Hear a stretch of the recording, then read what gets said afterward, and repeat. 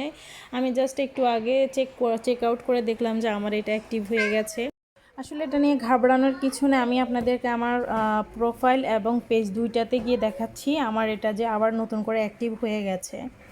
তো প্রথমে আমি আমার অ্যাডমিন আইডি থেকে রিকমেন্ডেশনে গিয়ে দেখলাম যে প্রোফাইল রিকমেন্ডেশন আমার এটা মোটামুটি অ্যাক্টিভ, ওইখানে কোনো প্রবলেম নাই। এখানে যে একটা আসলে কাটা চিহ্ন ছিল ওইটা আসলে নাই, চলে গেছে। তারপর আমি আপনাদেরকে এখন আমার পেজে গিয়ে দেখাবো। তো আমি আমার Sharmin Rima daily life in south আফ্রিকায় ঢুকলাম। তো গিয়ে ওইখান থেকে আমি চলে গেলাম আমার প্রফেশনাল ড্যাশবোর্ডে। তো ড্যাশবোর্ড থেকে আমি এখন চলে যাব আসলে আমার রিকমেন্ডেশন পেজ রিকমেন্ডেশনে। তো ওইখান থেকে আসলে যাওয়ার পরে যে দেখতে পাচ্ছেন আমার এখানে যে প্রবলেমটা ছিল ওইটা অলমোস্ট চলে গেছে। তো এখন আমি পেজ স্ট্যাটাসে যাব।